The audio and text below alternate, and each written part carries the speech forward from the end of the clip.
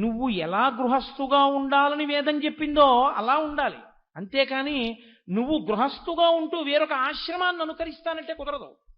నువ్వు వానప్రస్థుగా నువ్వు ఎలా ఉండాలని వేదం చెప్పిందో అలా ఉండాలి. నువ్వు సన్యాసిగా ఎలా ఉండాలని వేదం చెప్తోందో నువ్వు అలాగే ఉండాలి. అలా నువ్వు ఉండగలిగితే ఏ ఆశ్రమంలోనైనా తరిస్తారు. అందుకే మీరు జాగ్రత్తగా పట్టుకోవాల్సి ఉంటుంది. ఈ ధర్మం అన్న మాటని 4 ఆశ్రమాలు తప్పించుకోలేవు. బ్రహ్మచారి ధర్మం నుండి తప్పుకోలేడు, ఆ చట్రంలోకి ఇమడాలి. గృహస్థు ధర్మం నుండి తప్పుకోలేడు, చట్రంలోకి ఇమడాలి. వానప్రస్థు ధర్మంలోంచి తప్పుకోలేడు, చట్రంలోకి ఇమడాలి. సన్యాసి ధర్మంలోంచి తప్పుకోలేడు, చట్రంలోకి ఇమడాలి. అలా నువ్వు ఉండగలిగితే ఏ ఆశ్రమంలోనైనా పండిపోతావు. అంతే. చంద్రశేఖరేంద్ర సరస్వతి మహాస్వామి మహానుభావుడు, ప్రాతస్మరణీయులు. ఆయన పేరు చెప్తే చాలు పాపరాశి ధ్వంసం అవుతుంది. ఆయన సన్యసించారు 13వ ఏట. ఆయన సన్యసించి సన్యాస ధర్మము ఎలా ఉంటుందో 100 సంవత్సరములు అలాగే బతికారు.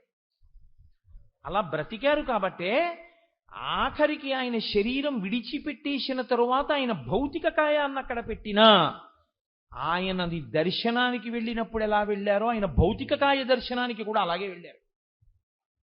ఎవడూ పైన చొక్కా బనీను ఉంచుకుని వెళ్ళలేదు పరమాచార్య. ఆ శరీరాన్ని చూసినప్పుడు విప్పి వెళ్ళారు. అది ఒక జీవితంలో పట్టుకున్న ధర్మానికి నిదర్శనం.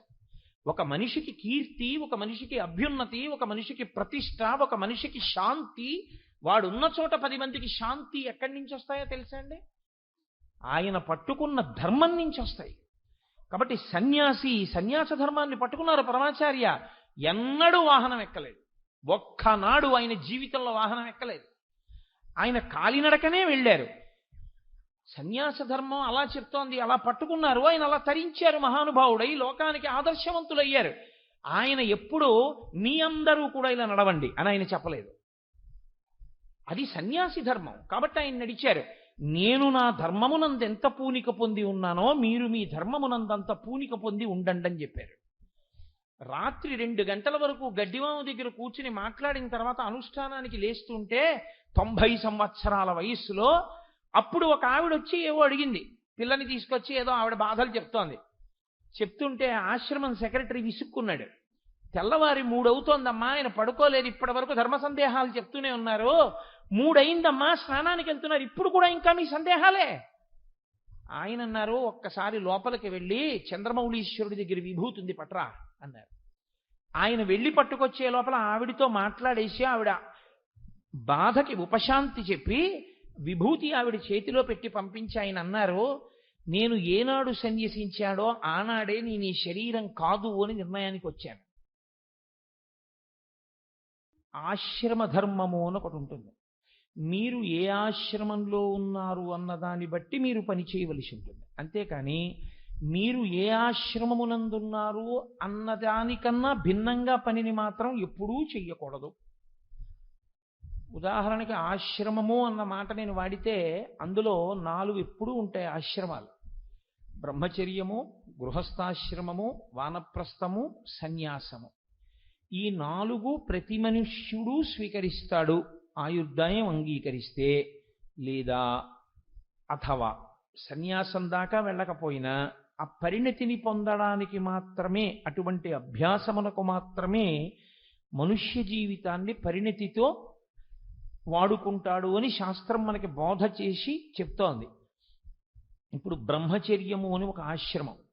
ఇప్పుడు ఈ బ్రహ్మచర్యమునందు చెయ్యవలసినటువంటి కర్మ ఏమి?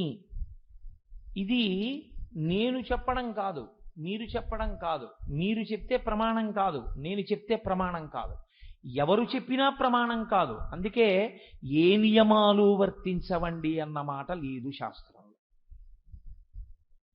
ఏ నియమాలు వర్తించవండి అన్న మాట శాస్త్రమునందు దూష్యము, సనాతన ధర్మమునందు ఆ మాట లేదు.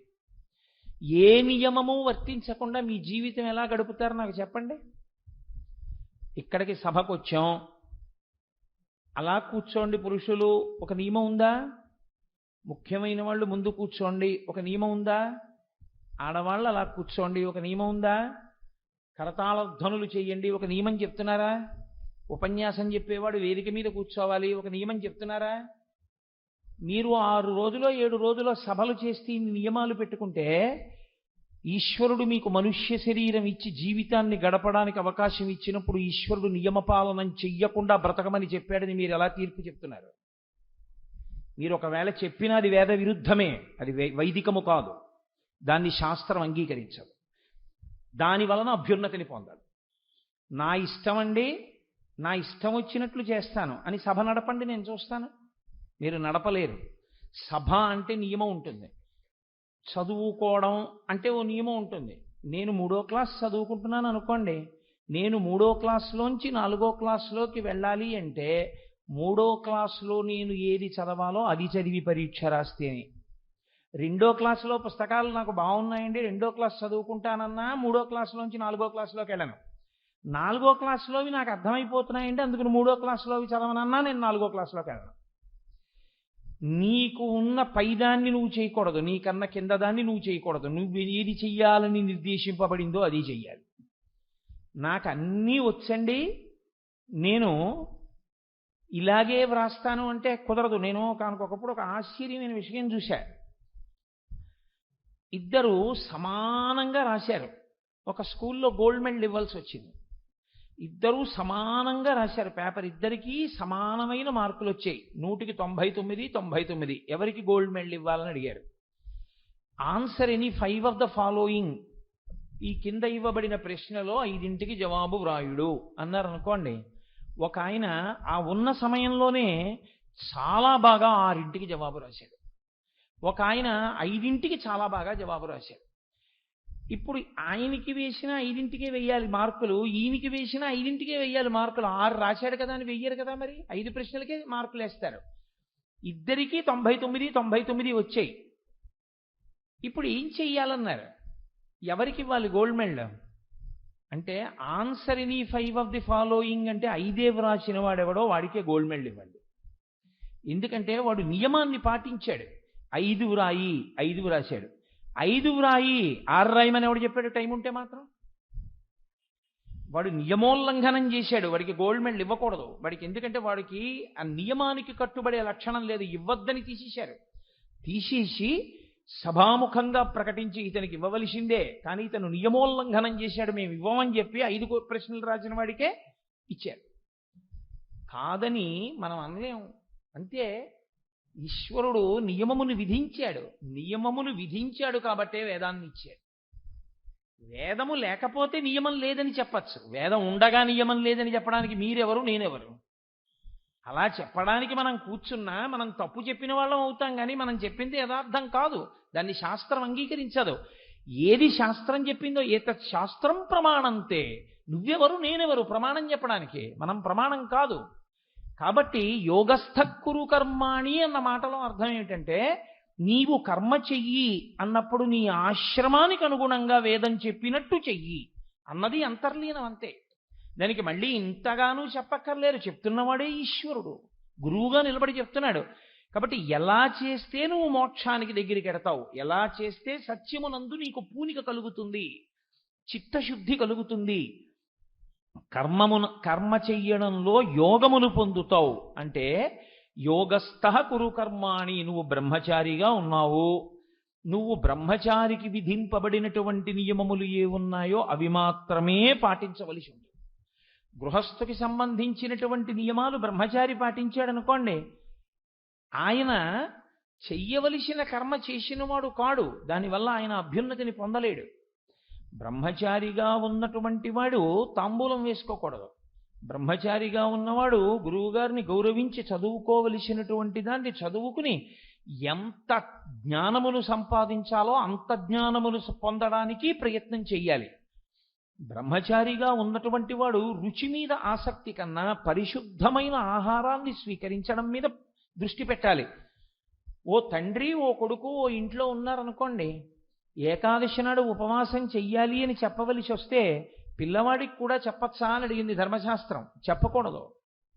పిల్లవాడిని ఏకాదశి ఉపవాసం చెయ్యమని చెప్పడానికి శాస్త్రం అంగీకరించదు. ఎందుకంటే వాడు బ్రహ్మచారిగా ఉండగా కడుపు నిండా ఎంత తినగలడో అంత తింటే దాని వలన వచ్చిన శక్తి చేత ఉత్తరోత్తర కాలమునందు వాడు చెయ్యవలసిన పనులు చేస్తాడు. నువ్వు బ్రహ్మచర్యంలో ఉండగా వాడిని ఎండగట్టి వాడితో నువ్వేమో ఏకాదశి ఉపవాసాలన్నీ చేయించేస్తే, వాడితో ఉపవాసాలు చేస్తే వాడి శరీరం చిక్కి శల్యమైపోతే వాడు ఏం చదువుకుంటాడు? వాడు సముపార్జించే జ్ఞానమే ఉంటుంది. వాడికి అసలు చదువుకున్నదే లేకపోతే వాడు ఉత్తమమైన కర్మ ఏం చేస్తాడు? వాడు ఒక ఉత్తమమైన కర్మ చెయ్యాలంటే చదువుకునే సమయంలో వాడు చదువుకోవాలి. కాబట్టి బ్రహ్మచారికి ఉపవాసము లేదు. బ్రహ్మచారి కడుపు నిండా తినచ్చు. బ్రహ్మచారిని ఉపవాసాలు చెయ్యమని ధర్మశాస్త్రములు చెప్పలేదు. బ్రహ్మచారి ఆయనకి కడుపు నిండా తినడానికి లేదు, భిక్షాందేహి అని తింటాడు. ఆయనకి ఆ హక్కు ఉంది. అందుకే ఒకవేళ భిక్షాందేహిని ఇంటి ముందుకు వెళ్ళకపోయినా వారాలు చేసుకుని బ్రతికాడండి అని లోకంలో ఒక మాట ఉంటుంది. చదువుకునే రోజుల్లో వారం చెప్పుకుంటారమ్మా, అంత ఐశ్వర్యవంతుణ్ణి కాను, ఆదివారం నాడు మీ ఇంట్లో చేస్తాను, సోమవారం నాడు మీ ఇంట్లో చేస్తాను, మంగళవారం నాడు మీ ఇంట్లో చేస్తానని అడిగితే, పూర్వం అలా పేదవారై చదువుకుంటున్నటువంటి పిల్లలకి ఒకరోజు అన్నం పెట్టేవారు ఒక కుటుంబంలో. వారాలబ్బాయి అని పేరు. అంటే అది తక్కువతనం కాదు. గృహస్థు ఉన్నది ఎందుకంటే అదిగో అటువంటి వాడిని పోషించి వాడు చదువుకునేటట్టు చేయడానికి. వాడు చదువుకోవాలి కాబట్టి అన్నం పెడుతున్నారు. వాడు అది తినేసేసి చదువుకోవడం మానేస్తే అన్నం పెట్టక్కర్లేదు. వాడు ఇప్పుడు చదువుకుంటాడు. బాగా చదువుకున్న తర్వాత వాడు గృహస్థ అయ్యాడు. ఇప్పుడు గృహస్థ అయిన తర్వాత వాడు విత్తమును సముపార్జించాలి. అప్పుడు ధర్మం అది. భార్య ఇచ్చిన తాంబూలం వేసుకోవాలి, ధర్మం అది. భార్యతో కలిసి పడుకోవాలి, ధర్మం అది. బిడ్డల్ని కనాలి, ధర్మం అది. నా కుటుంబం అంతా వృద్ధిలోకి రావాలి అని కోరుకోవాలి, ధర్మం అది. మెట్ట వేదాంతం తీసుకెళ్లి ఇళ్లలో చెప్పకూడదు. సన్యాసులు పాటించే ధర్మాలు పట్టుకెళ్ళి ఇళ్లలో ప్రయోగం చేయడం మొదలెట్టారనుకోండి, నాశనం అయిపోతాయి కుటుంబాలు. సన్యాసి బోధ చేస్తే గృహస్థుకు పనికొచ్చే ధర్మమే సన్యాసి బోధ చెయ్యాలి తప్ప సన్యాసి తన ధర్మాన్ని గృహస్థులకి చెప్పకూడదు. తన ధర్మం తాను భంగం చేసిన వాడు అవుతాడు. పరమాచార్య స్వామి ఎప్పుడైనా సభలో మాట్లాడితే గృహస్థ ధర్మం మాట్లాడేవారు. ఆయన సన్యాసి, ఆయనకి తెలీదా ఎందుకు అలా మాట్లాడడం? సభలో ఉన్న వాళ్ళందరూ గృహస్థులైతే నేను సన్యాస ధర్మాలు మీకు 2 గంటల సేపు వారం రోజులు ఉపన్యాసాలు చెప్పి వెళ్ళిపోయాను అనుకోండి, అవి మీ వంట పడితే మీ కుటుంబాలు పాడైపోతే ఎవడు జవాబుదారీ దానికి? అది ధర్మం అనుకుంటే. గృహస్థాశ్రమంలో ఉండి సన్యాసిలా బతకడాన్ని శాస్త్రాలు అంగీకరించలేదు. గృహస్థాశ్రమంలో ఉండి బ్రహ్మచారిగా బతకడాన్ని శాస్త్రం అంగీకరించలేదు. బ్రహ్మచారిగా ఉండి గృహస్థులా బతకడాన్ని శాస్త్రం అంగీకరించలేదు. నువ్వు ఏ ఆశ్రమంలో ఉన్నావో దానికి తగిన కర్మ నువ్వు చేసుకుంటూ వెళ్ళాలి. అలా చెయ్యడం. అందుకే ధర్మము అంటే కర్మయే ధర్మం అవుతుంది. శాస్త్రవిహితమైనటువంటి కర్మకు ధర్మమని పేరు, వ్యక్తమైనటువంటి గుణమునకు దయా అని పేరు శాస్త్రం. నాకు భూతదయ ఉందనుకోండి, భూతదయ ఉంది అని గుర్తేమిటంటే, నేను ఏ కారణం చేతనో విద్యుత్ తీగల మించి విద్యుద్ఘాతం తిని కింద పడిపోయినటువంటి కాకైనా సరే అయ్యయ్యో అని వెళ్ళి కాసి నీళ్లు చల్లి గబగబా తీసుకొచ్చి దాన్ని ఇంట్లో పెట్టి కాసిన నూకలో ఏవో పోసి తినిపించి పర్వాలేదు దీనికి స్వస్థత కలిగింది అన్ననాడు పట్టుకెళ్ళి ఆ కాకిని విడిచిపెట్టేశాను అనుకోండి, అప్పుడు నా యందు ఉన్నటువంటి భూతదయ అనబడేటటువంటి గుణము ఆచరణాత్మకముగా వ్యక్తమైతే దయ. అంతేకాని నాకు అన్నీ తెలుసండి, అన్ని ప్రాణులను చాలా గౌరవించాలండి అని చెప్పేసి కనపడ్డ వాళ్ళందరినీ కొడితే అది కాదు దయ అంటే. దయ అంటే వ్యక్తమైతేనే దయ. దట్ విచ్ ఈజ్ మేనిఫెస్టెడ్ అంటారు. అంటే వ్యక్తమైతే, ఆచరణాత్మకమైతే భూతదయ అని పేరు. ఎప్పుడైతే ఆయన యోగస్థ క్రియకర్మాణి అన్నాడో ఆ మాట అన్న ఉత్తర క్షణంలో వైదికమైన కర్మాచరణము చెయ్యమని మాత్రమే శాసనము తప్ప నీ ఇష్టం వచ్చినట్లు చెయ్యి అని కాదు. నీ ఇష్టం వచ్చినట్టు నువ్వు చేసుకున్నావు, అప్పటికి బాగుంటాయి, తరువాతి కాలంలో విచారమునకు కారణమవుతాయి. ఒక వయస్సులో చేసిన పని సంతోషంగా ఉంటుంది, అప్పటికది నేను చాలా మంచి పని చేశాననిపిస్తుంది. ఒక వయసు దాటిపోయిన తర్వాత ఆ పని చాలా బాధాకరం అవుతుంది. దశరథ మహారాజు గారు ఇచ్చవచ్చిన రీతిలో వేటాడాడు, ధర్మం తప్పి. వేటాడినప్పుడు ఆయనకి బాగుంది. మంచి చీకట్లో శబ్దమును బట్టి బాణం వదిలేశాడు. మునికుమారుడికి తగిలేసింది. ఆయన శాపవాక్కు విడిచిపెట్టాడు. నేను ఎలా అయితే కొడకా కొడకా అని ఏడుస్తూ వెళ్ళిపోతున్నానో అలాగే నువ్వు కూడా కొడకా కొడకా అని ఏడుస్తూ వెళ్ళిపోతావురా అన్నాడు. దశరథుడు సంతోషించాడు. ఆయన అనుకున్నాడు, మా వంశంలో చాలా మందికి పిల్లలు లేకపోతే ఇబ్బంది పడ్డారు, కొడుకులు లేరని పెద్ద పెద్ద యాగాలు చేశారు. ఈయన నాకు కొడకా కొడకా అంటూ వెళ్ళిపోతావంటున్నాడు, కాబట్టి నాకు కొడుకుంటాడు అని సంతోషించాడు. కౌసల్యతో చెప్పుకున్నాడు. ఆ వయస్సులో శాపం సంతోషం అనిపించింది. నిజంగా కొడుకుని విడిచిపెట్టి చచ్చిపోవలసి వచ్చిన రోజున, రామా రామా అంటూ చచ్చిపోవలసి వచ్చిన రోజున, నాకు ఇప్పుడు మునిశాపం గుర్తొస్తోంది కౌసల్య. ఆ రోజున ఏమో అనుకున్నాను, ఈ రోజున అనుభవంలోకి వచ్చిన తర్వాత ఇప్పుడు ఇది ఎంత కష్టమో తెలిసి వస్తోంది.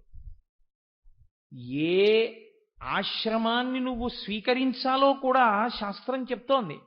ఒకప్పుడు బ్రహ్మచర్యం బాగుంది కదా అని పెళ్లి చేసుకుండా ఉండిపోతాను అంటే అప్పటికి బాగుంటుంది. ఓ 50 ఏళ్ళు వచ్చిన తర్వాత పెళ్లి చేసుకోకపోతే వచ్చినటువంటి నష్టం ఏమిటో తెలిసిన నాడు నువ్వు ఏది చేస్తున్నా, ఎంతమందికి సంతోషం కలుగుతున్నా, నీవు మాత్రం అశాంతితోనే ఉంటావు. వెలుగుతున్న దీపం తన చుట్టూ ఉన్న వాళ్ళకి వెలుతురిచ్చినా తాని మాత్రం కరిగిపోతున్నట్లయిపోతుంది. ఎప్పటి ఆశ్రమం అప్పుడే. బ్రహ్మచర్యంలో బాగా చదువుకోవాలి, గృహస్థాశ్రమంలో భార్యని ప్రేమించాలి, బిడ్డల్ని ప్రేమించాలి, భార్యాబిడ్డల యొక్క అభ్యున్నతి కొరకు పూజ చేయాలి. మెట్ట వేదాంతం అని లోకంలో ఒకటి ఉంటుంది.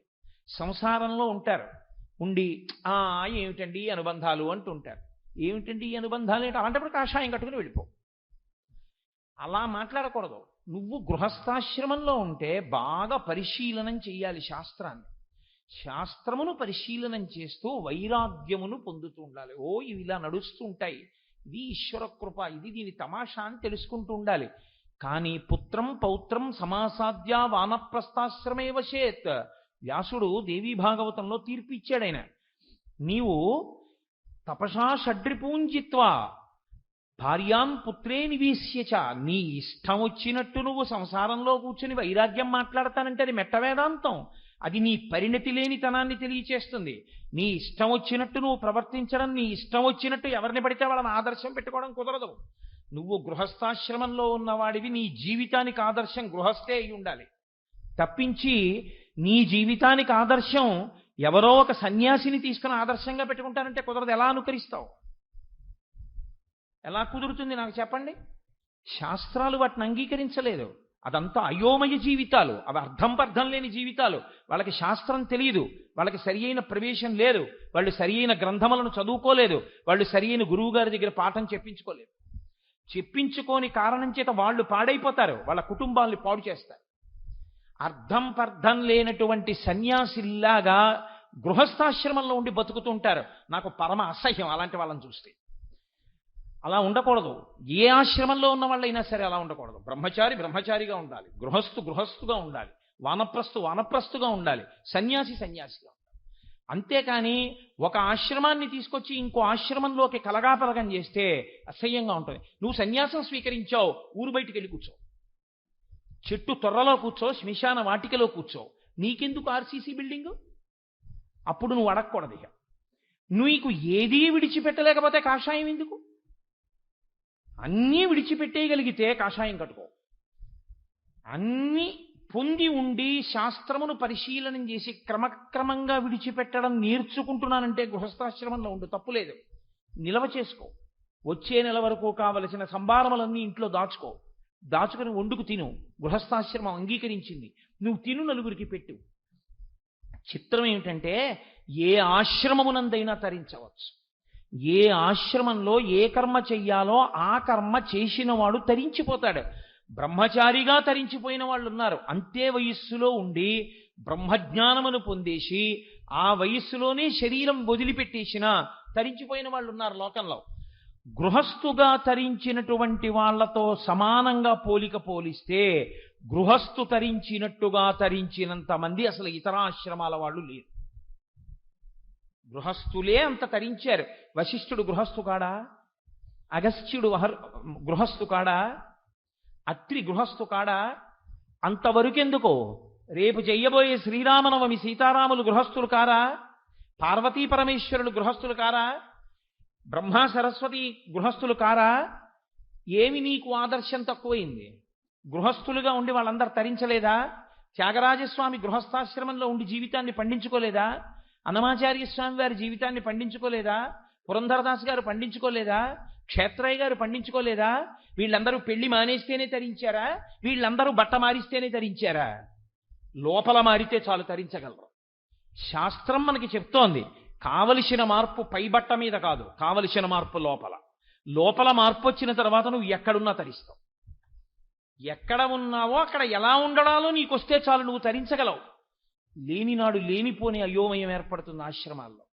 కాబట్టి ఆశ్రమము అన్న మాటని సరిగ్గా అర్థం చేసుకోండి. ఆశ్రమము అంటే మనుష్య జీవిత దశ తప్ప ఆశ్రమము అంటే నేను వేరొక రకంగా అన్వయం చేయట్లేదు అని మీరు గమనించవలసి ఉంటుంది.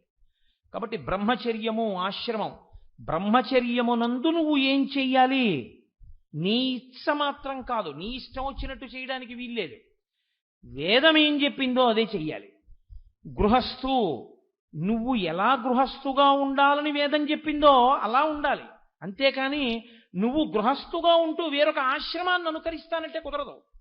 నువ్వు వానప్రస్థుగా నువ్వు ఎలా ఉండాలని వేదం చెప్పిందో అలా ఉండాలి. నువ్వు సన్యాసిగా ఎలా ఉండాలని వేదం చెప్తోందో నువ్వు అలాగే ఉండాలి. అలా నువ్వు ఉండగలిగితే ఏ ఆశ్రమంలోనైనా తరిస్తారు. అందుకే మీరు జాగ్రత్తగా పట్టుకోవాల్సి ఉంటుంది. ఈ ధర్మం అన్న మాటని 4 ఆశ్రమాలు తప్పించుకోలేవు. బ్రహ్మచారి ధర్మం నుండి తప్పుకోలేడు, ఆ చట్రంలోకి ఇమడాలి. గృహస్థు ధర్మం నుండి తప్పుకోలేడు, చట్రంలోకి ఇమడాలి. వానప్రస్థు ధర్మంలోంచి తప్పుకోలేడు, చట్రంలోకి ఇమడాలి. సన్యాసి ధర్మంలోంచి తప్పుకోలేడు, చట్రంలోకి ఇమడాలి. అలా నువ్వు ఉండగలిగితే ఏ ఆశ్రమంలోనైనా పండిపోతావు అంతే. చంద్రశేఖరేంద్ర సరస్వతి మహాస్వామి మహానుభావుడు, ప్రాతస్మరణీయులు. ఆయన పేరు చెప్తే చాలు పాపరాశి ధ్వంసం అవుతుంది. ఆయన సన్యసించారు 13వ ఏట. ఆయన సన్యసించి సన్యాస ధర్మము ఎలా ఉంటుందో 100 సంవత్సరములు అలాగే బతికారు. అలా బ్రతికారు కాబట్టే ఆఖరికి ఆయన శరీరం విడిచిపెట్టేసిన తరువాత ఆయన భౌతిక కాయాన్ని అక్కడ పెట్టినా ఆయనది దర్శనానికి వెళ్ళినప్పుడు ఎలా వెళ్ళారో ఆయన భౌతిక కాయ దర్శనానికి కూడా అలాగే వెళ్ళారు. ఎవడూ పైన చొక్కా బనీను ఉంచుకుని వెళ్ళలేదు పరమాచార్య. ఆ శరీరాన్ని చూసినప్పుడు విప్పి వెళ్ళారు. అది ఒక జీవితంలో పట్టుకున్న ధర్మానికి నిదర్శనం. ఒక మనిషికి కీర్తి, ఒక మనిషికి అభ్యున్నతి, ఒక మనిషికి ప్రతిష్ట, ఒక మనిషికి శాంతి, వాడున్న చోట 10 మందికి శాంతి ఎక్కడి నుంచి వస్తాయో తెలుసా అండి? ఆయన పట్టుకున్న ధర్మం నుంచి వస్తాయి. కాబట్టి సన్యాస ధర్మాన్ని పట్టుకున్నారు పరమాచార్య. ఎన్నడూ వాహనం ఎక్కలేదు, ఒక్కనాడు ఆయన జీవితంలో వాహనం ఎక్కలేదు. ఆయన కాలినడకనే వెళ్ళారు. సన్యాస ధర్మం అలా చెప్తోంది, అలా పట్టుకున్నారు. ఆయన అలా తరించారు, మహానుభావుడై లోకానికి ఆదర్శవంతులయ్యారు.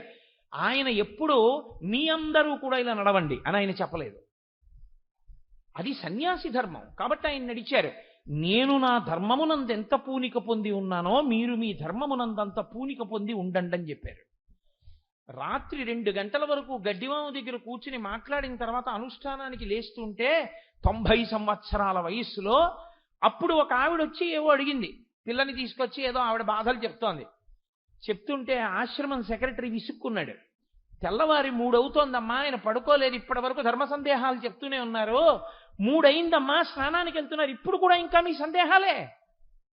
ఆయన అన్నారు, ఒక్కసారి లోపలికి వెళ్ళి చంద్రమౌళీశ్వరుడి దగ్గర విభూతి ఉంది పట్రా అన్నారు. ఆయన వెళ్ళి పట్టుకొచ్చే లోపల ఆవిడితో మాట్లాడేసి ఆవిడ బాధకి ఉపశాంతి చెప్పి విభూతి ఆవిడ చేతిలో పెట్టి పంపించి ఆయన అన్నారు, నేను ఏనాడు సన్యసించాడో ఆనాడే నేను ఈ శరీరం కాదు అని నిర్ణయానికి వచ్చాను. కాబట్టి ధర్మ ప్రచారమునందు ఈ శరీరము పడిపోతే సన్యాసికి తప్పు లేదు. గృహస్థలా చేయకూడదు, ఈ శరీరాన్ని నిలబెట్టుకోవాలి. ఎందుకని? ప్రయత్నం చేస్తూ ఉండాలి. గృహస్థు దీని మీద ఆదరభావంతో ఉండాలి. ఎందుకని? ఆయన ధర్మం చేయడానికి ఇది సాధనం. ఇందులో ఆయన ఉండకపోతే భార్య ఏమైపోతుంది? ఇందులో ఆయన ఉండకపోతే బిడ్డలు ఏమైపోతారు? గృహస్థాశ్రమం స్వీకరించిన తరువాత నీ ధర్మం ఎప్పుడు పూర్తవుతుందన్న దానికి వ్యాసుడే చెప్పాడు. పుత్రం పౌత్రం సమాసాద్య. నువ్వు మనవణ్ణి చూడాలి, కొడుక్కి కొడుకు పుట్టే వరకు ఉండాలి. అప్పటి వరకు బాగా శాస్త్రములను అధ్యయనం చేసి నీకు ఇప్పుడు పూర్ణ వైరాగ్యం వచ్చేస్తే అప్పుడు నువ్వు తపసా షడ్రిపూంజిత్వ. అప్పుడు కూడా కుదరదు, తపస్సు చేయాలి. 6 శత్రువుల్ని గెలవాలి. ఇక కోపం అన్నది రాకూడదు, అంత గెలవాలి. కామం అన్నది ఉండకూడదు, అంత గెలవాలి. లోభం అన్నది ఉండకూడదు, అంత గెలవాలి. ఇప్పుడంత గెలిచేసిన తర్వాత ఇంక నీకు ఈ శరీరంలో ఏదో ఆ కురుడి అయిపోయినటువంటి కొబ్బరికాయలో ఎలా వేలాడుతుంటుందో అలా ఇక నువ్వు ఆత్మగా ఉండి ఈ శరీరం డొల్లలా వేలాడుతుంటే ఇక నువ్వు అలా ఉండలేకపోతే అప్పుడు సన్యసించాలి. అప్పుడు కూడా భార్య అనుమతించాలి. భార్య అప్పుడిక అనుమతించకపోతే ఆమెని తీసుకెళ్ళి కొడుకు దగ్గర అప్పచెప్పాలి. కొడుకు దగ్గర అప్పచెప్పి, ఒరే నాయనా నీ అమ్మని జాగ్రత్తగా చూడు సుమా అని అప్పచెప్పి సన్యాసం తీసుకోవాలి. తప్ప చిత్తం వచ్చినట్టు సన్యాసాలు తీసుకోమని శాస్త్రంలో లేదే, వ్యాసుడు చెప్పలేదే. భార్యాన్ పుత్రే నివేశ్యచ, భార్యని పట్టుకెళ్ళి పుత్రుడి దగ్గర అప్పచెప్పి సన్యాసం తీసుకోమని చెప్పాడు. అసలు గృహస్థాశ్రమంలోకి వెళ్లకుండా సన్యసించిన వాళ్ళు కొంతమంది ఉన్నారు. వాళ్ళు మహాత్ములైన వారు కొందరున్నారు. శంకర భగవత్పాదులు, బ్రహ్మాచార్య స్వామి వారు, శృంగగిరి పీఠాధిపతులు చంద్రశేఖర భారతీ స్వామి వారు, ఇటువంటి మహాపురుషులు ఉన్నారు. కాబట్టి నేను ఆ విషయాన్ని స్పృశించను. అసలు అది నాకు అప్రస్తుతం కాబట్టి అసలు ఆ విషయాల్ని నేను స్పృశించను. కానీ సాధారణంగా ఉండేటటువంటి వ్యవస్థ గురించి నేను మాట్లాడుతున్నాను. ఆ ధర్మం అన్నది నువ్వు విడిచిపెట్టేస్తే అసలు తరించడం అన్న మాటే లేదు. అసలు ధర్మం అంటేనే కట్టుబాటు, ధర్మం అంటేనే నియమం, ధర్మం అంటేనే నువ్వు పాటించవలసినటువంటి ఒక విధి విధానం. అసలు నియమమే లేదు, విధే లేదు, విధానమే లేదు అంటే నువ్వు ఎలా తరిస్తావు నాకు చెప్పు. అసలు తరించడానికి మార్గం ఏది? నీకు పుస్తకాలు ఇవ్వను, నువ్వు స్కూల్కి వెళ్ళక్కర్లేదు, నువ్వు చదువుకోక్కర్లేదు, నువ్వు ఏమీ చెయ్యక్కర్లేదు, నువ్వు బిఏ పాస్ అవ్వు అని నేనంటే అవుతావా? నువ్వు బిఏ పాస్ అవ్వడానికి కావలసిన రీతిలో చదివిస్తే బిఏ పాస్ అవుతావా? ఏ నియమము నీకు అక్కర్లేదు నాన్న, నువ్వు ఏ పుస్తకాలు చదవక్కర్లేదు నాన్న, ఏ పరీక్షకి వెళ్ళక్కర్లేదు నాన్న, పేరు పక్క బిఏ పెట్టేసుకుంటే నువ్వు బిఏ అంటారా? అరెస్ట్ చేస్తారు. నియమము లేదన్నమాట లేదు శాస్త్రంలో. నియమము లేదు, విధానము లేదు, మీ ఇష్టం అన్నమాట లేదు వేదాంతంలో. వేదాంతంలో ఆ మాట స్పష్టంగా ఉంది. దాన్ని తిప్పి చెప్పడానికి మనకు అధికారం లేదు. నన్ను భగవద్గీత చెప్పమన్నారు కదా, నేను భగవద్గీత చెప్తున్నానని మీరు గుర్తించవలసి ఉంటుంది. కాబట్టి యోగస్థ కురు కర్మాణి, నీవు బ్రహ్మచర్యమునందు ఏ ధర్మమును పట్టుకోవాలో అది పట్టుకో. గృహస్థుగా ఏం పట్టుకోవాలో అది పట్టుకో. నేను గృహస్థును అవ్వకుండా ఉంటేనండి తప్పు, అలా ఉండకూడదు.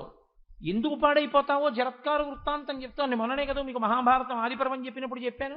మారి తీరాలి. కట్టు విడుపు, పట్టు విడుపు అంటారు శాస్త్రంలో.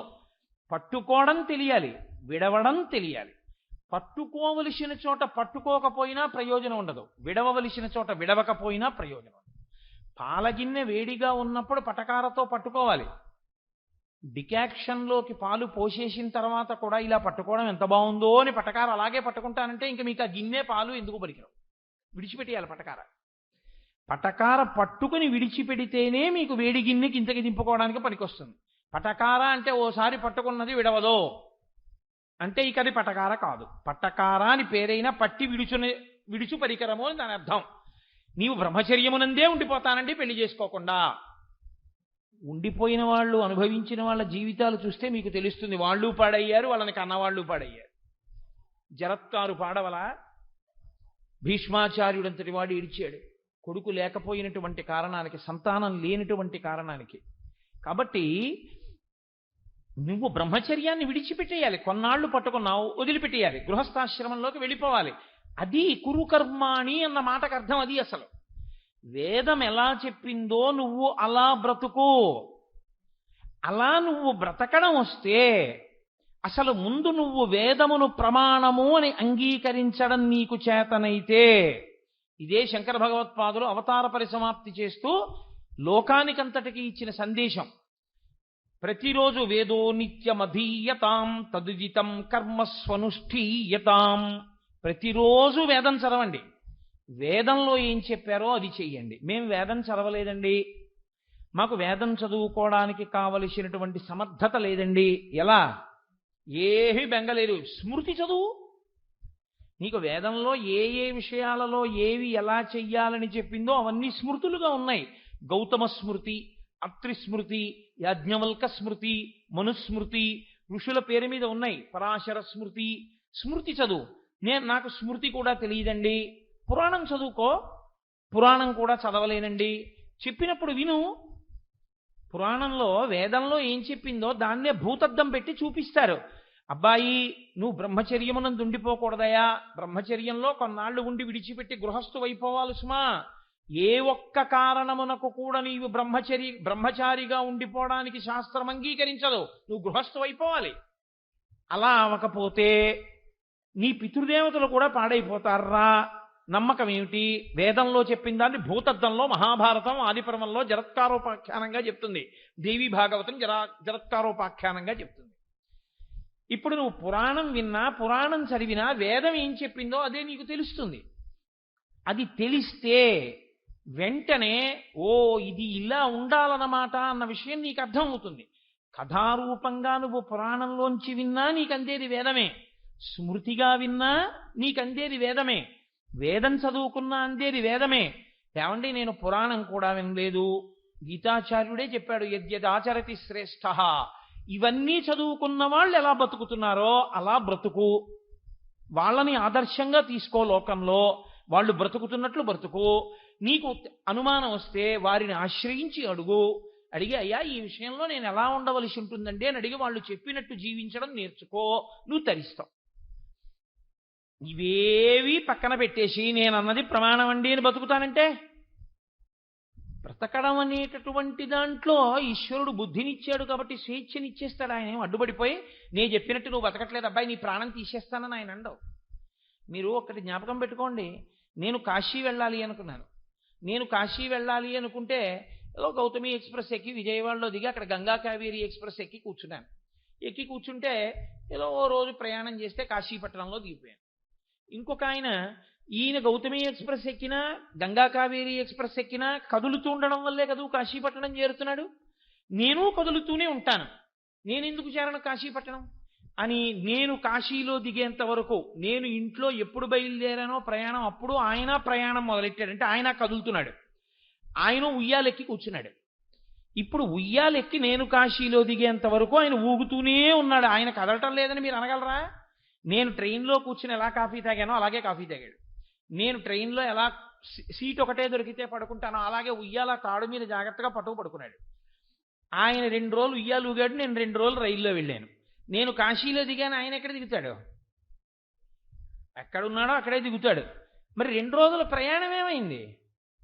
చేశావురా ప్రయాణం, నీది ఉయ్యాల ప్రయాణం, నువ్వెక్కడ దిగుతావు కాశీలో? ఎవడు కాశీ వెళ్ళడానికి సాధనాన్ని సరి అయింది ఎంచుకున్నాడో వాడు కాశీ వెడతాడు. ఎవడు ధార్మికమైన కర్మ చేశాడో వాడు జీవితాల్లో తరిస్తాడు.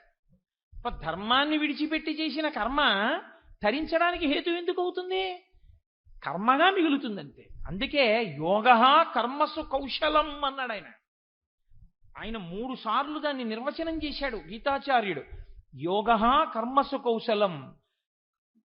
యోగం అంటే సమత్వం ఉచ్యతే, అన్నిటి యందు సమానమనేటటువంటి భావన కలిగి ఉండుట. అనేన యుజ్యతే ఇది యోగః, అనేకముగా ఉన్నవి ఒకటైపోవడం యోగం. యోగము అన్న మాటకు అర్థం ఏమిటో అందుకే అర్జున విషాద యోగము.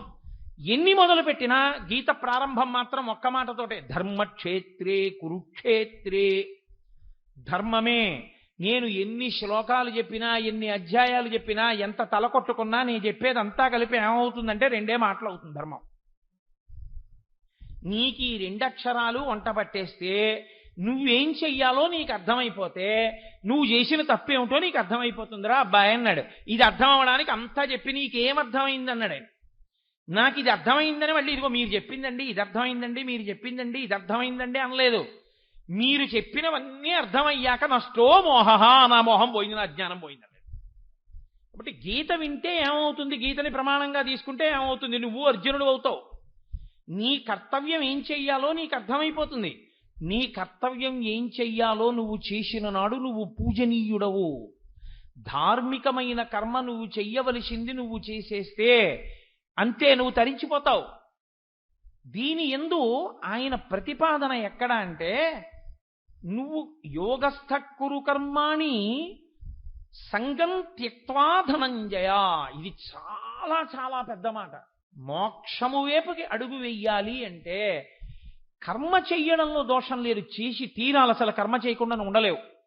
కానీ కర్మ యొక్క ఫలితమును మాత్రము నువ్వు కోరకు.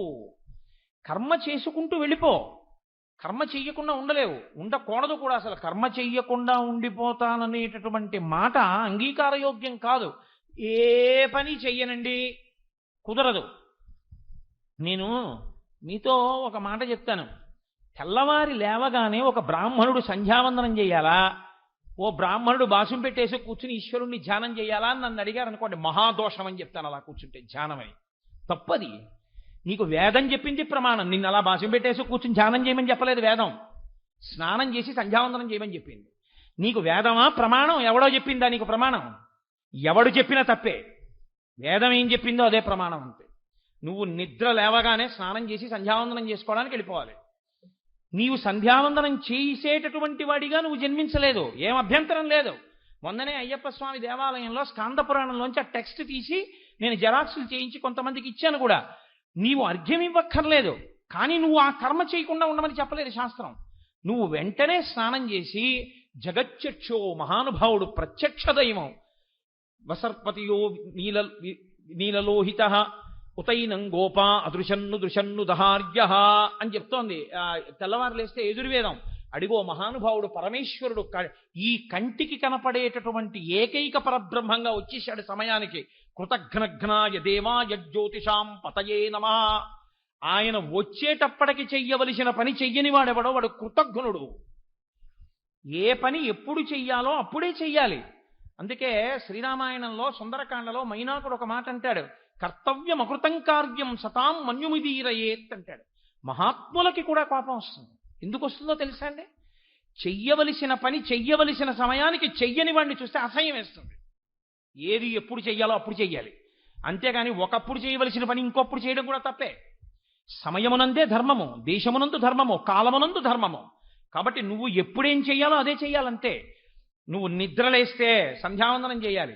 నువ్వు నిద్రలేచి స్నానం చేస్తే ఉత్తర క్షణం నువ్వు సూర్య భగవానుడి మీద స్తోత్రం చెప్పాలి. జగచ్చక్షు ఆయన.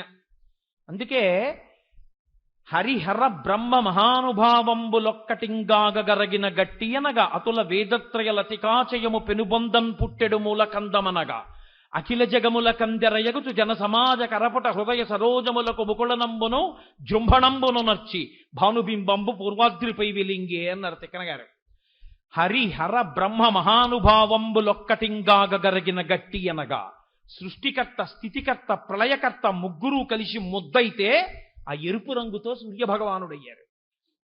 నీ కంటితో నువ్వు పరబ్రహ్మాన్ని దర్శించడానికి ఆనుకూల్యతనివ్వడం కోసం కాసేపు ఆయన కుంకం బొట్టులా కనిపిస్తాడు ఎర్రగా.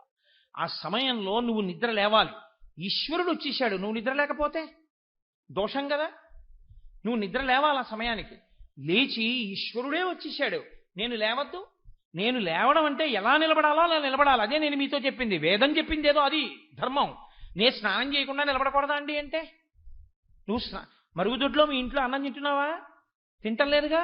అన్నం తినే చోటే తింటున్నావుగా. అలాగే ఈశ్వరుడి ముందు నిలబడేటప్పుడు స్నానం చేసే నిలబడాలంతే. అసలు బాహ్యమునందు శౌచం లేకుండా నువ్వు ఈశ్వరుడి ముందు నిలబడతావు, తేజోమూర్తి ముందు. కాబట్టి స్నానం చేసి నిలబడి ఆయనకి నమస్కారం చేయాలి. అది నీ ప్రథమ కర్తవ్యం. ఇది మానేసి ఇంకోటి ఏదో చేస్తానండి, నీ కర్మ చేయి. ఉయ్యాలెక్కితే కాశీ వెళ్ళనట్టే ఉంటుంది. ఏది నువ్వు చెయ్యాలో వేదం చెప్పింది. ఎతత్ శాస్త్రం ప్రమాణంతే, వేదం ప్రమాణం. నేను చెప్పింది కాదు, మీరు చెప్పింది కాదు. నేనైనా వేదం చెప్పింది చెప్పకపోతే తప్పు. వేదం చెప్పింది నేను చెప్తే అది విని మనసు కష్టపెట్టుకుంటే నీ కర్మ. నీకు వినడానికి కావలసిన సంస్కారం నీకు అబ్బలేదని గుర్తు. నీకు అబ్బి ఉంటే ఓ ఇది ఇలా చెయ్యాలని నువ్వు అంగీకరిస్తే తప్పు చేద్దామనుకున్న అర్జునుడు మాటలు విని నా మోహం పోగొట్టుకున్నానని కీర్తి గణించినట్లు కీర్తి గణిస్తావు. కాబట్టి సమత్వం యోగ ఉచ్యతే. కర్మ చెయ్యి, వేదములు ఏం చెప్పాయో అవి చెయ్యి. కానీ చేసేటప్పుడు ఏం చేస్తావో తెలుసా? ఒక్క విషయాన్ని గుర్తుపెట్టుకో, చెయ్యడం వరకు మాత్రం నా కర్తవ్యం కాబట్టి నేను చెయ్యాలి. కానీ దీనికి ఫలితం ఇలా వచ్చేయాలని మాత్రం నేను ఆశించకూడదు. 2 రెళ్ళు 4 ఎంత ఖచ్చితమో అంత ఖచ్చితంగా ఫలితం వచ్చేస్తుందని ఆశించవద్దు. కర్మణ్యేవాధికారస్తే మా ఫలేషు కదాచన మా కర్మఫలహేతుర్భూ మాతే సంగోస్త్వకర్మణి. నీవు కర్మ చెయ్యి, కానీ కర్మల యొక్క ఫలితాన్ని అపేక్షించకుండా ఉండు. ఎందుకలా చెప్తున్నానో తెలుసా అర్జున? కర్మ చేసి వెంటనే ఫలితాన్ని అడగడం నీకు అలవాటైపోతే నువ్వు రాగము ద్వేషము మధ్యలోనే నలుగుతావు. అప్పుడు ఏమవుతుందంటే చేసే కర్మలు కామ్యములవుతాయి, కర్తవ్యములు కావు. కర్తవ్యం వేరు, కర్మ కోరికతో చేస్తే బంధనంలోకి తీసుకెళ్ళిపోతుంది. ఏదో ఒకటి చేసి ఇదంతా చాలా గొప్ప విషయం అండి, ఈ గొప్ప విషయం అంతా పరమేశ్వరానుగ్రహంతో నేనే చేశానండి అన్నారు అనుకోండి, ఈశ్వరుడు ఏమండవు. అవును నువ్వే చేశావు కాబట్టి నీకు పుణ్యం ఇస్తున్నాను, ఇప్పుడు అది అనుభవించడానికి రావాలి. ఏదో తప్పు చేసి అవునండి తప్పు చేశాను, పాపం, అది అనుభవించడానికి రావాలి. ఫలితం మాత్రం ఒకటే రెండింటికి. కాదు, నా కర్తవ్యం నేను చేశాను. నేను నా కూతుర్ని పెంచి పెద్ద చేశాను, నా కూతురికి యోగ్యుడు అని నేను నమ్మిన వ్యక్తితో వివాహం చేశాను, నా కర్తవ్యం అయిపోయింది. నా కొడుకుని యోగ్యుడుగా వాడు చదువుకోవడానికి వీలైన రీతిలో వాడికి చదువు చెప్పించాను, వాడికి యజ్ఞోపవీతం వేశాను, బ్రహ్మోపదేశం చేశాను, నా కర్తవ్యం అయిపోయింది. వాడు ఎదురుగుండా నేనెప్పుడు సంధ్యావందనం చేయకుండా నేను తిరగలేదు, ఎన్నడూ వాడు ఎదురుగుండా నేను సంధ్యావందనం చేయకుండా నిద్రపోయినటువంటి రోజు లేదు. నేను సంధ్యావందనానికి అవకాశం ఏ పాటి ఉన్నా నేను చేస్తూనే వాడికి కనబడ్డాను. ఇప్పుడు వాడు చేయడం మానేశాడు అనుకోండి, నేను కర్తను కాను. అంతకన్నా నేనేం చేస్తాను? నా వయస్సు పెరుగుతోంది, నా శరీర బలం తరుగుతోంది, వాడి వయస్సు పరిపుష్టమవుతోంది, వాడి శరీర బలం పెరుగుతోంది. ఇప్పుడు నేను వాడితో ఘర్షణకి వెళ్ళాను అనుకోండి, వాడు తోపు తోస్తే నేను కింద పడతాను, పైగా దానికో బెంగోటు వస్తుంది. నీ కర్తవ్యాన్ని నువ్వు నిర్వహించు అంటే నా కొడుకు అటువంటి వాడు, నా కొడుకు నా మాట వినడు అని మీరు అనుకుంటున్నారేమో. నేను ఆ మాట చెప్పకపోతే ఏమవుతుందంటే పాపం తెలియక కోటేశ్వరరావు అబ్బాయి అలాంటి వాడేమో అనుకుని లేనిపోని జాలి చూపిస్తారు. ఈశ్వరానుగ్రహం చేత నా కొడుకు అటువంటి వాడు కాడు, వాడు శాస్త్రమును నమ్మి బతికేటటువంటి లక్షణం ఉన్నవాడు, తండ్రి యందు గౌరవం ఉన్నవాడు. కాబట్టి నీ కర్తవ్యాన్ని నువ్వు చేసుకుంటూ వెళ్ళిపో. ఇప్పుడు నేను ఇది చెయ్యాలండి, తండ్రిగా నా కర్తవ్యం, బాధ్యత కాదు సుమండే, కర్తవ్యం. కాబట్టి నా కర్తవ్యం నేను చేశానా లేదా, ఎప్పుడెప్పుడు నీ కర్తవ్యం ఎంత మోతాదులో నువ్వు ఎలా చెయ్యాలో నీ కర్తవ్యాన్ని నువ్వు అలా చేసుకుంటూ వెళ్ళిపోతూ ఉండడమే తప్ప ఇది చేస్తే ఫలితం వస్తుందండి అందుకు చేస్తున్నానన్నారు అనుకోండి, కామ్యం అయిపోతుంది, కోరిక అయిపోతుంది. కోరిక అయిపోయిన ఉత్తర క్షణంలో మీరు రాగంలో పడ్డారు, ఇది చేస్తే దూరంగా పోతుందండి అన్నాను అనుకోండి, ద్వేషం అయిపోతుంది. మళ్ళీ విడిపోయి రాగమునకు ఇంకొక నీడలోకి పడ్డారు. రాగమైన ద్వేషమైన పుణ్యమైన పాపమైన అనుభవం, ఏ సుఖమైనా దుఃఖమైనా మీకు బంధనాలే. ఈ స్థితిని దాటడానికి ఏం చేయాలో తెలుసా అర్జున? చిత్తశుద్ధితో తరించి సత్యవస్తువుని తెలుసుకోవాలంటే లోపల ఉన్న ఆత్మ నేను, ఈ శరీరము నేను కాదన్నది ఎరుకలోకి రావాలి అంటే ఇక్కడ మొదలు పెట్టాలి, నిష్కామ కర్మ దగ్గర ప్రారంభం చెయ్యాలి. నీ కర్మ నువ్వు చేసేస్తూ ఉండాలి, నువ్వు చెయ్యవలసిన పని చెయ్యాలి. నువ్వు చెయ్యవలసిన పని అంటే మళ్ళీ గుర్తుపెట్టుకోవాలి, మీ ఇష్టం వచ్చినట్లు కాదు, వేదం చెప్పినట్టు చేస్తూ నీవు మాత్రము దాని మీద ప్రయోజనం కోరుకుంటూ జీవితాన్ని గడపడాన్ని విడిచిపెట్టు.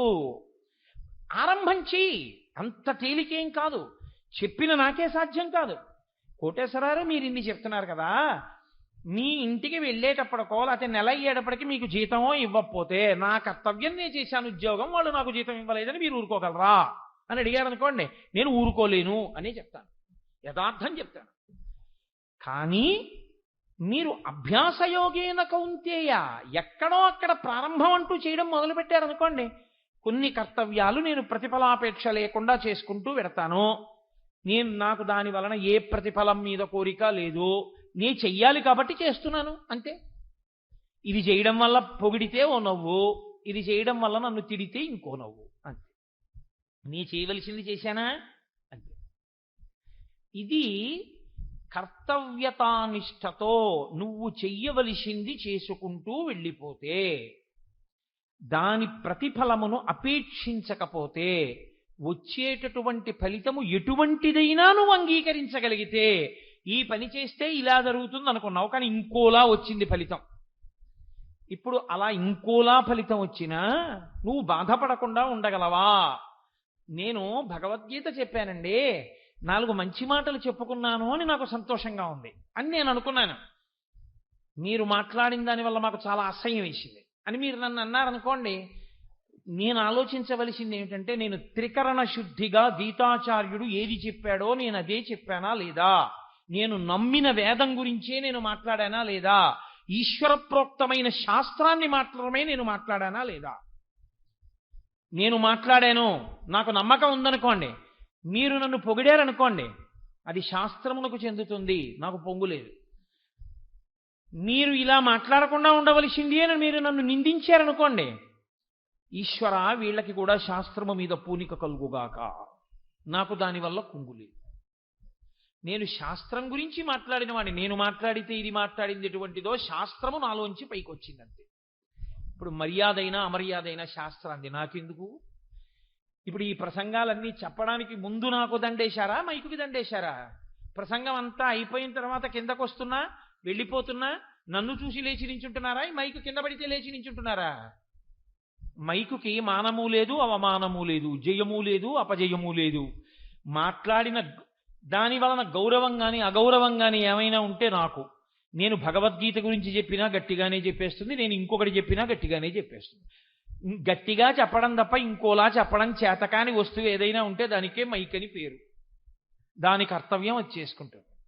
అలా నా కర్తవ్యం నేను చేయగలిగితే ప్రయోజనాన్ని అపేక్షించకుండా సమత్వం యోగ ఉచ్యతే, అదే యోగమని తెలుసుకో. అయితే నేను మీతో ఒక విషయాన్ని ఇక్కడ ప్రస్తావన చేయవలసి ఉంటుంది. ఇది ఎలా సాధ్యం అవుతుందండి? ఆచరణలోకి మనం ఎలా తెచ్చుకోవాలి? దీన్ని మనం ఆచరణాత్మకం చేసుకునేటప్పుడు ఎలా దీన్ని ఇలా తెచ్చుకోవచ్చు, దీని మీద పూనికని ఇలా పొంది ఉండవచ్చు అన్నదానికి ప్రతిబంధకాన్ని పోగొట్టుకోవడానికి ఎలా నిలబడొచ్చో తెలుసుకోవడానికి కూడా గీతాచార్యుడు మనకి మార్గాన్ని ఉపదేశం చేశాడు. ఆ మార్గం ఎక్కడుందో, ఆ జాగ్రత్తగా తాళం చెవిని ఎలా తిప్పవలసి ఉంటుందో, ఎలా తిప్పితే మనం ఆ ప్రతిఫలాపేక్ష లేనటువంటి కర్మాచరణము చేయగలిగినటువంటి శక్తి యందు ఊంచుకుని నిలబడగలమో, అది వేదవాక్కుగా, గీతగా, కావ్యముగా, పురాణముగా ఎలా నడిచిందో. తగినంత సమయం లేదు కాబట్టి ఇవాళ నేను ఆ విషయాన్ని ప్రస్తావన చేయకుండా రేపటి రోజున మీకు ఆ విషయాన్ని ప్రస్తావన చేసే ప్రయత్నం చేస్తాను. కానీ ఇందులో మీరు ఒక విషయాన్ని కొంచెం గుర్తుపెట్టుకోవాల్సి ఉంటుంది. భగవద్గీత లాంటి విషయాన్ని వినేటప్పుడు కొంచెం ఇలా విడదీస్తే ఒక సమస్య ఒకటి ఉత్పన్నం అవుతుంది. ఒకటి ధారగా వినేస్తే వచ్చే జవాబు వేరు, ముక్కలైతే మళ్ళీ రేపు వచ్చి కూర్చున్నప్పుడు నేను ఎక్కడ ప్రశ్నగా విడిచిపెట్టానో అది మీరు జ్ఞాపకం తెచ్చుకుంటే కానీ నేను మళ్ళీ దానికి జవాబుని ఏం చెప్తున్నానో మీరు అనుసంధానం చేసుకోలేరు. కానీ మీకు నేను ఒక్క మాట మనవి చేస్తున్నాను. జీవితంలో తరించడము అన్నది ఏమైనా ఉంటే, నిజంగా జీవితంలో సత్యమును తెలుసుకోవడము అన్నది ఏమైనా ఉంటే, శాస్త్ర విహితముగా గీతాబోధని తెలుసుకోవలసి ఉంటుంది, గీతాశాస్త్రాన్ని తెలుసుకోవలసి ఉంటుంది. అది రాగద్వేషములు లేకుండా ఉన్నదున్నట్లు చెప్పబడిన శాస్త్రము. అందుకే భగవద్గీతాసు ఉపనిషత్సు, అది ఉపనిషత్తు. కాబట్టి రేపటి రోజున నేను అయినా ఒక్కసారి సింహావలోకనం చేసి వెనక్కి వచ్చి ఎక్కడ విడిచిపెట్టానో దానికి మార్గాన్ని కృష్ణ భగవానుడు ఏం చెప్తున్నాడో దాన్ని చెప్పే ప్రయత్నం చేసి రేపు సాయంకాలం ప్రసంగంతో నా ప్రసంగాల్ని పూర్తి చేస్తాను. ఇవాళ ఇప్పుడు నా ప్రసంగం తరువాత రాజమండ్రి నుంచి లలిత సింధూరి అనుకుంటాను, ఆ అమ్మాయి ఆవిడ వచ్చి ఉన్నారు. ఆవిడ కూచిపూడి నృత్యం చేస్తారు ఇక్కడ. చక్కగా మనం అందరం ఇలాగే కూర్చుని ఆమెని ఆదరిద్దాం. చక్కగా మనందరం సంతోషంగా చూస్తే ఆవిడ కూడా ఆనందిస్తారు. రెండవ విషయం, రేపు మహాపర్వదినం, శ్రీరామనవమి. మహాపర్వమైనటువంటి శ్రీరామనవమి సందర్భాన్ని పురస్కరించుకుని సుబ్బారావు గారు చాలా గొప్ప కార్యం ఒకటి తలపెట్టారు. అదే నేను చెప్పింది, దేశకాలముల యందు ఎప్పుడు ఏం చెయ్యాలో అది చేయడమే ధర్మం. అందుకే ఆయన రేపటి రోజు ఉదయం 7:30 ప్రారంభమవుతుంది. సీతారామ కళ్యాణం తప్పకుండా చూసి తీరాలి. సీతారామ కళ్యాణం చూసి ఆ పానకం, వడపప్పు, ఆ ప్రసాదం స్వీకరించాలి. పుట్టినది నవమి నాడు శ్రీరాముడు, కానీ నవమి నాడు శ్రీరామ జనన ఉత్సవం చెయ్యం, మనం సీతారామ కళ్యాణం చేస్తాం. అలా నవమి నాడు సీతారామ కళ్యాణం చెయ్యడం వెనకాతలే అసలు రహస్యమంతా దాచుంచారు. కాబట్టి రేపు సీతారామ కళ్యాణ మహోత్సవాన్ని చూడ్డానికి చక్కగా మీ అందరూ 7:30 సభా ప్రాంగణానికి చేరుకుంటే మనందరం సీతారామ కళ్యాణం చూద్దాం. సీతారామ కళ్యాణానికి సీతారాముల యొక్క పేరుకి ఉన్న గొప్పతనం ఏమిటో తెలుసా అండి? శ్రీ మహావిష్ణువు లక్ష్మీదేవి వాళ్ళిద్దరే అవతార స్వీకారం చేస్తారు ధర్మ సంస్థాపన కోసం. విష్ణువు పరబ్రహ్మముగా అవతార స్వీకారం చేస్తారు. అవతారము అంటే కిందికి దిగి వచ్చుట, తార అంటే పైకి, అవతార అంటే కిందకి, కిందకొస్తే అవతారం. అలా కిందకు వచ్చినటువంటి అవతారంలో ఎప్పుడు లక్ష్మీనారాయణులు వచ్చినా వాళ్ళని మళ్ళీ అవతార పరిసమాప్తి చేశాక లక్ష్మీనారాయణులని అంటాం. ఒకవేళ మీకు లక్ష్మీ నృసింహులుగా ఎదురుగుండా ఉన్న వాళ్ళని అర్థం కాకపోయినా లక్ష్మీనారాయణులండి అంటాం. మత్స్యావతారం ఉంటే లక్ష్మీనారాయణులు అనేస్తాం, వామనమూర్తి లక్ష్మీనారాయణులు అనేస్తాం. పక్కన ఆయన బ్రహ్మచారిగా ఉన్నా కూడా పాదాల మీద లక్ష్మీదేవి పాదముద్రలు కనబడ్డాయని పోతన గారు రాశారు. కాబట్టి లక్ష్మీనారాయణుల దేవాలయం అనేస్తాం. లక్ష్మీనారాయణులుగా పిలవబడని ఏకైక అవతారం ఏదో తెలుసా అండి? ఒక్క సీతారాములే. సీతారాముల్ని లక్ష్మీనారాయణులు అనం, సీతారాములని అంటాం.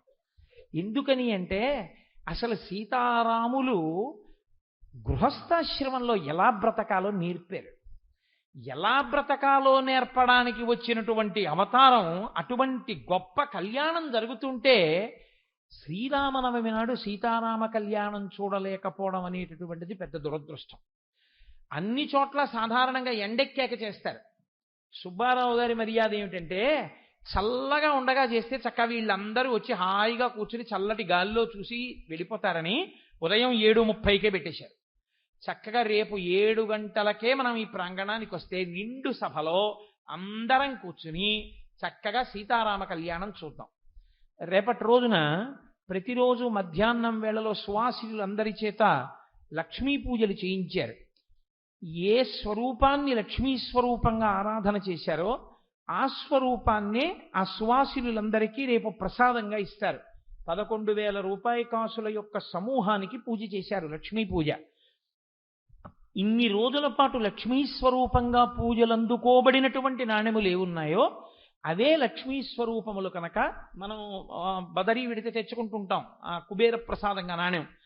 అలా రేపు ఆ పూజలు చేసుకున్నటువంటి సువాసినులందరికీ కూడా నాణెములను ప్రసాదంగా బహూకరిస్తారు. ఏం సుబ్బారావు రేపటి రోజున. అలాగే రేపు ఉత్సవాల పరిసమాప్తి. ఉత్సవ పరిసమాప్తి జరిగినప్పుడు చాలా చాలా గొప్ప విషయం ఏంటంటే అన్నదానం. అన్నదానం ఎందుకు చేస్తారంటే సమస్త భూతములు శాంతి పొందుతాయి. అందుకే హోమం చేస్తే మంత్రం ఉండాలి, బలిస్తే మంత్రం ఉండదు. బలిస్తే అంటే చంపడం అనుకోకండి. అన్నం తీసుకెళ్లి పెట్టేస్తారు. అలా పెట్టేస్తే పక్షులు కాకులు కూడా తింటాయి. నిజానికి దేవాలయంలోకి పక్షి రాకూడదు. పక్షులు అవి వస్తాయనే 3 ఏళ్లకోసారి మహాకుంభాభిషేకం చేస్తారు. కానీ బలిహరణం పెడతారు, పక్షులు వచ్చి తినాలనే పెడతారు. బలి అంటే ప్రత్యక్షంగా భూతములు తినాలి. తిని అందరూ అబ్బా ఎంత చక్కటి భోజనం చేశామండి అన్నారనుకోండి, ఈశ్వరుడు ప్రీతి చెందుతాడు. అందున ఇక్కడ జరిగిన ఉత్సవాలు శ్రీరామనవమి నాడు పూర్తవుతున్నాయి. అందుకని రేపు రోజు మధ్యాహ్నం ఆయన ఎంత పవిత్ర హృదయంతో ఆలోచించారంటే నిజంగా నేను ఇవాళ నాకేమీ అబద్ధాలు ఆడడం, ఆ పిచ్చి పిచ్చి మాటలు మాట్లాడడం ఈశ్వరుడు నాకు అలవాటు చేయలేదు. అందుకే తెగేసి చెప్పడం వల్లే నేను కొంతమందికి జీవితంలో దగ్గర కాలేకపోతూ ఉంటాను కూడా. ఇంకోలా మాట్లాడడం నాకు చేత కాలేదు. నేను నమ్మింది ఏదో ఒకటే మాట్లాడడం నాకు అలవాటు. నేను మధ్యాహ్నం కూడా నా భార్యతో మాట్లాడుతూ సుబ్బారావు గురించి మీ ఇద్దరం మాట్లాడుకుంటూ ఓ మాట అనుకున్నాం. ఏమి నిరాడంబరుడు, ఏమి వినయశీలి మహానుభావుడు, అసలు అంత వినయం అవి ఈయనకి ఎలా అబ్బాయి అని నేను తెల్లబోయాను. ఆయన ఎంత మర్యాదతో ఆలోచించారంటే మంచి ఎండవేళ భోజనానికి వచ్చి ఆడవాళ్ళు మగవాళ్ళు కూడా వస్తే తోసుకుంటే పాపం ఇబ్బంది పడతారేమో, ఒకరికొకరు తగలడంలో దానిలో ఇబ్బందులు పడి ఒక మగవాడి పక్కన ఒక ఆడది కూర్చోవడంలో ఏమో కడుపు నిండా తినగలరో తినలేరో ఏ ఇబ్బంది పడతారో అని 2 కళ్యాణ మంటపాల్లో, ఒక కళ్యాణ మంటపం అంతా కామాక్షి స్వరూపులైన స్త్రీలకి, ఒక కళ్యాణ మంటపం అంతా విశ్వనాథ స్వరూపులైన ఏకాంబరేశ్వర స్వరూపులైన పురుషులు. ఏ మొహమాటం లేకుండా ఏ ఇబ్బంది లేకుండా కడుపు నిండా తిని వెళ్ళాలన్న ఆయన కోరికలోంచి ఉత్పన్నమైన ఇదే 2 కళ్యాణ మంటపాల్లో విడివిడిగా స్త్రీ పురుషులకు భోజనం పెట్టడం. కొన్ని వేల మందికి అన్నం వండి పెట్టాలని ఎంత తాపత్రయం. రేపు మహానుభావుడు అంత గొప్ప అన్నరాశిని పదార్థాలని తయారు చేయిస్తున్నారు. ఆయన సంతోషించాలంటే మనం ఏం చేయాలి? వచ్చి తిని పెట్టడమే, నోటితో చెప్పడం కాదు. మీకు నేను మనవి చేస్తున్నా, రేపు నైమిత్తిక తిథి కాబట్టి వచ్చి అన్నం తినడం కుదరదేమో కానీ నేను మాత్రం తప్పకుండా రేపు మధ్యాహ్నం పురుషులకు పంక్తి వేసిన చోటుకి వచ్చి అందరితో పాటు కూర్చుని ఏదో ఒక ప్రసాదం తీసుకుని పెడతాను నేను కూడా. ఎందుకని అంటే చెప్పడానికి కాదు ధర్మం, ఆచరించడానికి ధర్మం. సుబ్బారావు గారిని పొగడ్డానికి చెప్పడం కాదు. సుబ్బారావు గారు అంత మాన్యుడైతే, ఆయన చేసిన పని గొప్పదైతే నువ్వెందుకు వెళ్ళి పుచ్చుకోవు ప్రసాదం? నేను కూడా వచ్చి రేపు మీ అందరితో పాటే పంక్తిలో కూర్చుని నేను కూడా కొద్దిగా ప్రసాదం తీసుకుని పెడతాను. అన్నస్వరూపంగా తీసుకోవడానికి నాకు కొంత వైదిక కర్మాచరణ మనందు ప్రతిబంధకం ఉండవచ్చు. నేను ఏదో ఒక ప్రసాదాన్ని తీసుకుని పెడతాను. అందున శ్రీరామనవమి నాడు ఇంత గొప్ప ఉత్సవాలు పరిపూర్ణమైన సందర్భంలో అంత గొప్ప అన్నదానాన్ని చేస్తున్నారు. కాబట్టి అన్నదానం అన్న మాట లేదు, నిజానికి నారాయణ సేవ. అందరం తరించడానికి భూతతృప్తి. మనందరం ఈశ్వర పరివారమే. మనందరం మాతాచ పార్వతీదేవి, పితాదేవో మహేశ్వర, బాంధవ శివభక్తాశ్చ స్వదేశో భవనత్రయం. మా అమ్మ పార్వతి, మా అయ్య పరమశివుడు, మనందరం ఆయన బిడ్డలం. కాబట్టి అన్నదమ్ములం, అక్క చెల్లెళ్ళం. కాబట్టి రేపటి రోజున వచ్చి చక్కగా ప్రసాద స్వీకారం చెయ్యండి. కానీ నాదొక్క మనవి, ప్రసాదం తినేటప్పుడు మాత్రం శ్రీరామనవమి కాబట్టి ఒక్క నియమం పాటించే ప్రయత్నం చెయ్యండి. ఈశ్వరుడు సంతోషించాలి, చేసిన పని పరిపూర్ణం కావాలంటే అన్నీ వడ్డించే వరకు ఆగితే వడ్డించే వాళ్ళకి ఎంత తృప్తిగా ఉంటుందో తెలుసా అండి? అన్నీ పెట్టామా వాళ్ళకి కంగారు ఉండిపోతుంది. నేను పెట్టగానే ఒకడు గబుక్కుని అప్పడం తినేసాడు అనుకోండి, వీడికి అప్పడం వేశాడో తెలియదు, వేయలేదో తెలియదు, మళ్ళీ అప్పడాలట్టుకు రావాలి. అన్నీ వేసే వరకు ఆగి అమ్మయ్యా అందరికీ అన్నీ వేసేసుకున్నాం, పప్పు వేసేసాం, కూర వేసేసాం, పచ్చడి వేసేసాం అని వాళ్ళు విస్తళ్ళు చూసి మొదలు పెట్టండి తినండి అనకూడదు కదా, మర్యాద కాదు. అందుకని ఏమంటారంటే భోజన ప్రారంభ సమయే గోవిందనామస్మరణే, గోవిందా అంటే గోవింద అని అందరం కలిసి భోజనం చేస్తాం. అప్పుడు ఏమిటంటే అదొక మర్యాద, అదొక తృప్తి. అమ్మ చూడండి అన్నం పెట్టేటప్పుడు 6 పిల్లల్ని కూర్చోబెట్టి వడ్డిస్తోంది అనుకోండి, ఏదో కాస్త పిండుడియాలు వేసింది అనుకోండి, వెంటనే పెద్దడు తినేశాడు అనుకోండి, నీకు వేశానా పిండుడియాలు, వేసావు కానీ తినేశానమ్మా, ఉండరా వడ్డించే వరకు ఉండద్దు ఉంటుంది. అమ్మ పెట్టడంలా ఎవరు పెట్టరు, అలాంటి అమ్మే అంటుంది అదేమిటో అలా తిని కాగు ఉంటుంది. కాబట్టి చక్కగా మర్యాద పాటిద్దాం రేపు. అలా మర్యాద పాటించి సుబ్బారావు గారు ధన్యుడు కావాలి, కొవ్వాడ ప్రాంగణం ధన్యత పొందాలి. ఒక్క మనిషి ఆరోగ్యం సరిగ్గా లేకపోయినా ఇంత గొప్ప ఉత్సవాన్ని చెయ్యాలి అని సంకల్పం చేస్తే ఆయన సంకల్పమునందు చిత్తశుద్ధి లేకపోతే ఈశ్వరుడు అనుకూలిస్తాడండి. శోభానాయుడు గారంతటి వారు నిన్న ఓ మాట చెప్పారు. ఆవిడ ఉన్న అకామిడేషన్లో ఆ సాయిబాబా గారికి సంబంధించినటువంటి ఆ నృత్య కార్యక్రమానికి సంబంధించిన సీడీ ప్లే చేస్తే స్టకప్ అయింది. మహాసాహసం అండి. అంత పెద్ద ఆర్టిస్టు నృత్యం చేస్తుంటే క్యాసెట్ ఏ కారణం చేతన స్టకప్ అయిపోయింది అనుకోండి, ఎంత అమర్యాద. ఇంత ఆగిపోతుంది అంతే. అబ్రప్ట్గా ఆఫ్ చేసి మళ్ళీ అదంతా రికార్డింగ్ ఎక్విప్మెంట్ అంతా సెట్ చేస్తే కానీ మళ్ళీ పలకదు. ఎక్కడో ఏదో విద్యుత్తులో పెద్ద అవాంతరం వచ్చిందనుకోండి, రీస్టోర్ కాలేదనుకోండి, ట్రాన్స్ఫార్మర్ మీద ఆధారపడతాం మనం పెట్టుకున్న సిస్టమ్స్ అన్నీ ఎందుకు పనికి వస్తాయి ట్రాన్స్ఫార్మర్కి ఏమైనా అయితే. ఎక్కడ ఏది పరమేశ్వరానుగ్రహంతో ఏ చిన్న అవాంతరం లేకుండా మిట్ట మధ్యాహ్నం వేళ పల్లకి ఊరేగింపు సాహసం, ఇంత కార్యక్రమాల్ని సంకల్పం చేస్తే ఆయన సంకల్పంలో ఎంత చిత్తశుద్ధి లేకపోతే ఇంత గొప్ప కార్యక్రమం జరిగిందో మీరు ఆలోచించండి. ఆయన కోరుకున్నది ఒక్కటే, మనందరినీ వచ్చి కడుపు నిండా అన్నం తిని వెళ్ళండి అన్నారు. రేపు ఈ పందిరంతా సీతారామ కళ్యాణంలో నిండిపోయి రామనామంతో మార్మోగిపోయి మధ్యాహ్నం అందరం ఆకలితో వెళ్ళి కడుపు నిండా భగవన్నామం చెప్పి అన్నం తిని వెళ్ళిపోతే సుబ్బారావు గారు సంతోషపడిపోతారు. మళ్ళీ ఇలాంటి కార్యక్రమాలు చేయడానికి ఆయనకి ఉత్సాహం వస్తుంది. ఇలాంటి కార్యక్రమాలు ఎన్ని జరుగుతాయో అక్కడ సనాతన ధర్మము పరిఢ వెళ్ళడానికి మార్గం ఏర్పడుతుంది. మనందరం ఇంటికో పుష్పమైతే పరమేశ్వరుడికో మాల. కాబట్టి మన కర్తవ్యం మనం చేయవలసి ఉంటుంది. కాబట్టి నాకు వెనకటికి ఒక ఆయన ఓ మాట చెప్పాడు. ఒక చోటుకి వెళితే ఓ భార్యాభర్త కూడా వచ్చారు నాతో, విశాఖపట్నం వెళ్ళినప్పుడు ఉపన్యాసాలకి. ఆ ఇంటి యజమాని అస్తమానం అనేవారు, మా అక్క చాలా బాగా వండింది, మా అక్క చాలా ఉపకారం చేసింది, మా అక్క ఈ కూర వండింది అంటుంటే ఆవిడ భర్త కూడా నాతో వచ్చాడు. ఆయన నేనన్నాను విని విని విని విని, ఏమంటే మీ భార్య గారు మీతో పాటు కాకినాడ నుంచి వచ్చేంత ఉపకారం చేశారట, మరి మీరేమి చేయలేదా ఇక్కడికి వచ్చి అన్నాను. అంటే ఆయన అన్నాడు, చేయకపోవడం ఏంటంటే నా కర్తవ్యం నాది, తిని పెడుతున్నాను కదూ అన్నాడు. నిజమే అనిపించింది నాకు, చాలా పెద్ద మాటరా, తిని పెట్టడం కర్తవ్యం, తినమన్నప్పుడు తినడం కర్తవ్యం, తినమన్నప్పుడు భీష్మించు కూర్చుంటే పదార్థాలు పాడవుతాయి. కాబట్టి రేపటి రోజు ముగింపు కదండి. ముగింపు అంటే ఆనందంతో, సంతోషంతో అందరి ముఖాల్లో ఆ ప్రసన్నత వ్యక్తం కావాలి, ఆ సంతోషం వ్యక్తం కావాలి. అబ్బా, మళ్ళీ ఎప్పుడూ ఈ పందిళ్ళు, ఇంత కార్యక్రమం, ఇంత హడావిడి, ఇంత తరించడం, ఇన్ని ధ్వనులు, ఇన్ని శబ్దాలు, ఇన్ని నృత్యాలు, ఇంత సంగీతం అని మనందరం పరవశించి బాబాగారి దగ్గర నిలబడి మళ్ళీ త్వరగా సుబ్బారావు గారి చేత ఎన్నో కార్యక్రమాలు చేయించు ఈశ్వరాయనికి సమర్థతనియ్యి అని మనం ప్రార్థన చేసి వెళ్ళవలసి ఉంటుంది. కాబట్టి రేపు ఉదయం 7 గంటలకల్లా, చూసారా, కరతలాధ్వనులు చెయ్యండి అని చెప్పక్కర్లేదు, వాళ్ళు తృప్తి పడితే వాళ్ళే చేస్తారు. కాబట్టి చక్కగా మీ అందరూ కూడా ఉదయం 7 గంటలకల్లా వచ్చేస్తే మనం సీతారామ కళ్యాణంతో కార్యక్రమాన్ని ప్రారంభం చేద్దాం. కాబట్టి ఇప్పుడు లలితా సింధూరి యొక్క కార్యక్రమం ప్రారంభం అవుతుంది, నృత్య కార్యక్రమం. ఈ రోజు కొద్దిగా సమయాన్ని నేను ఎక్కువ తీసుకున్నందుకు మన్నింపబడదనుగాక.